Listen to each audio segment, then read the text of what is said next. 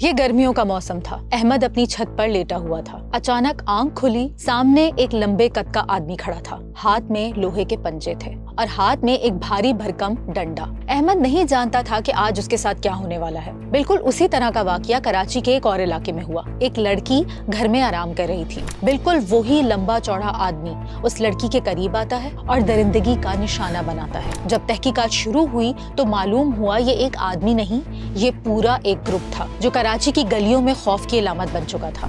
Police نے help line جاری کر دی۔ اس ہیلپ لائن پر بھی عجیب و غریب کالز آنے لگی۔ یہ کہانی آخرکار کیا ہے؟ تو چلیں شروع کرتے ہیں۔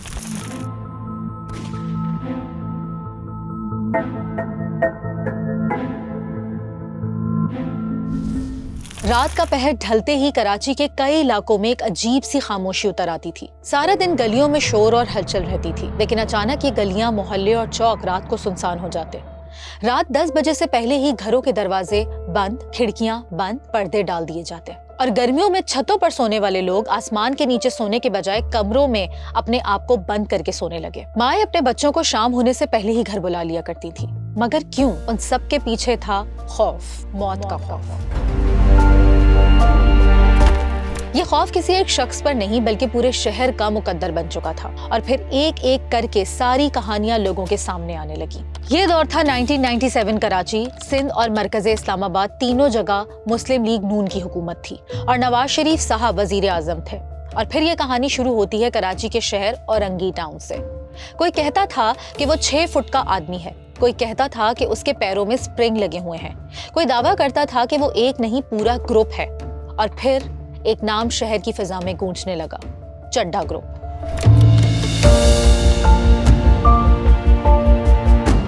لوگوں کا کہنا تھا کہ چڈا گروپ ایک نہیں، 2 نہیں بلکہ کئی لوگوں پر مشتمل ایک گروپ ہے جو چھتوں پر سوتے ہوئے فیملیز پر اچانک حملہ کر دیتے ہیں، ڈنڈوں سے مار مار کر زخمی کر دیتے ہیں اور پھر غائب ہو جاتے ہیں۔ کہا جاتا ہے کہ چڈا گروپ میں پہلے ایک آدمی نظر آتا تھا جس کے ہاتھ پاؤں لمبے ہوتے تھے، ایسے کسی عام انسان کے ہاتھ پاؤں نہیں ہوتے۔ اس نے اپنی انگلیوں پر لوہے کی فنگرز پہنی ہوئی ہوتی تھی اور جسم پر صرف چڈا ہوتا تھا۔ اس شخص کے ساتھ ایک بات منسوب کی جاتی تھی جو کراچی کے مختلف علاقوں کے لوگوں نے بھی بتائی۔ اس شخص نے پاؤں میں سپرنگز لگائے ہوئے تھے۔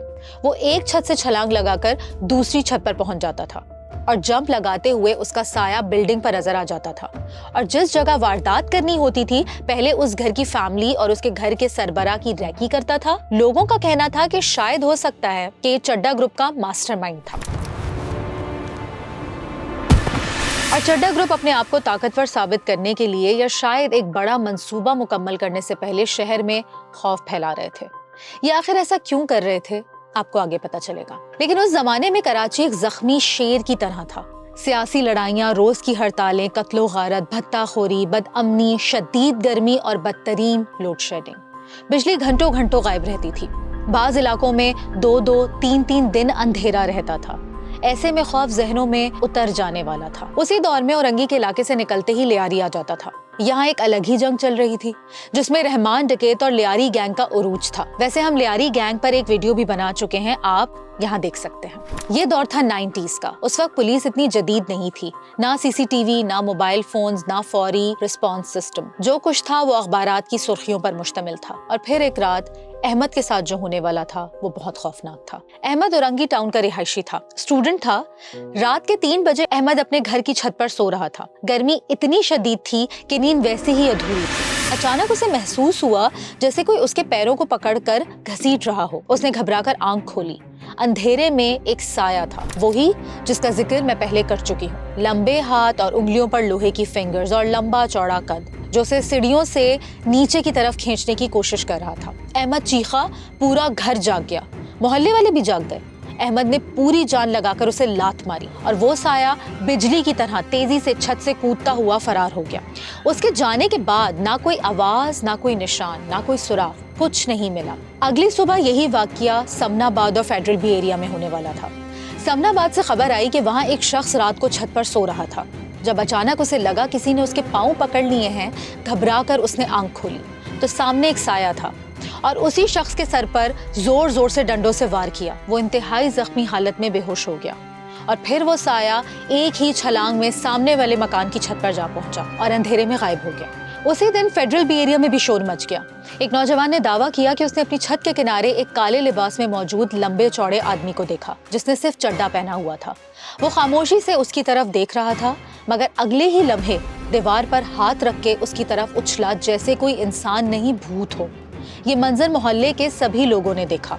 शोर हुआ तो वो एक छत से दूसरी छत और फिर तीसरी छत पर कूदता हुआ नजरों से ओझल हो गया। किसी के घर से कुछ चोरी नहीं हुआ, कोई वाज़ेह निशान नहीं मिला, बस मोहल्ले में वो अपना खौफ छोड़ गया।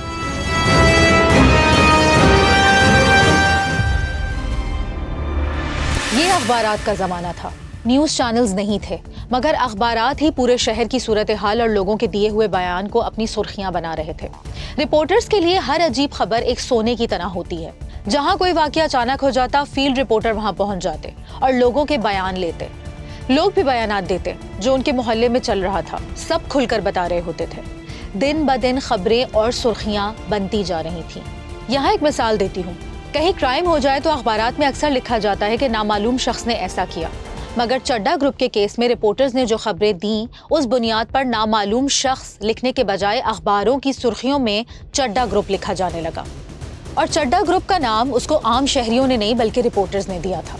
उस दौरान औरंगी टाउन में बिजली का बहरान था, सड़कें टूटी हुई थीं, अंधेरे में कोई भी साया खतरा लगता था। अब सिर्फ ये वाकयात औरंगी में ही नहीं बल्कि ये वाकयात north Karachi, new Karachi, federal B area, buffer zone और नॉर्थ नाजमाबाद तक फैल गए। बच्चे आकर अपनी माँ को बताते, मामा हमने इसे ग्राउंड में देखा है, हमने उसे दीवार फुलांगते देखा। हर शख्स अपने खौफ के मुताबिक चड्डा ग्रुप का हुलिया बताने लगा। यार तुम्हें पता है, कल रात मेरी छत पर चड्डा पहना हुआ आदमी कूदा था, मैं तो डर गया। जब मैं करीब गया तो वो एकदम गायब हो गया। कोई कहता था कि वो अपने जिस्म पर काला तेल मलकर आता है, बिल्कुल उसी तरह जैसे हथौड़ा ग्रुप वारदात के वक्त अपने जिस्म पर काला तेल मलकर आया करता था। हथौड़ा ग्रुप की कहानी आप इस वीडियो में देख सकते हैं। इस ग्रुप के बारे में कोई कहता था कि ये तो सिर्फ चड्डा पहनकर सामने आते हैं, जिस्म पर और कुछ नहीं होता। कोई कहता था उसके हाथ ऐसे थे जैसे लोहे के पंजे हों। जब वो किसी पर हाथ लगाता या पकड़ता तो उनके जिस्मों पर पंजों के निशानात नहीं मिटते थे। जल्द ही खौफ में मुब्तला लोग उसको अपनी जिंदगी का हिस्सा समझने लगे थे। कराची के हालात के मारे लोग खौफ के साथ जीना सीख रहे थे। लोग रातों को जागने लगे, गलियों में लाठियां और डंडे निकल आए। लोग अपनी हिफाजत खुद करने लगे। मोहल्ले में कमेटियां बन गई। जहाँ भी हल्की सी आहट या मशकूक हरकत या साया नजर आता, लोग खंबे बजाकर पूरे मोहल्ला जगा देते। जल्दी आओ, कहाँ है? इधर आओ सब, इधर आओ सब। दिन में भी खौफ खत्म नहीं होता था। मर्द काम पर जाते तो औरतें घरों में अकेली रह जाती, इसीलिए नौजवानों को दिन रात पहरे पर लगा दिया गया। फिर बफर जोन से एक खबर आई, किसी ने घर में घुसकर हमला किया था। मुतासिरा शख्स के जिस्म पर पंजों के निशानात थे। बताया गया कि हमला आवर के हाथों और पैरों में लोहे के पंजे थे और उसने पूरे जिस्म पर कोई चिकनी सी चीज लगा रखी थी, इसीलिए उसे पकड़ा नहीं जा सकता था। इस खबर ने शहर को हिलाकर रख दिया। और फिर नॉर्थ नाजमाबाद का एक और वाकया सामने आया। एक नौजवान लड़की के साथ ज्यादती की कोशिश की गई। खौफ के बायस वो बेहोश हो गई। अब्बासी शहीद अस्पताल मुंतकिल किया गया। कहा गया कि ये सब चड्डा ग्रुप ने ही किया है। मगरिब के बाद शहर में कर्फ्यू लगने लगा। इशा के बाद मुकम्मल सन्नाटा। बच्चे घरों में कैद होकर रह गए। स्कूल बंद होने लगे।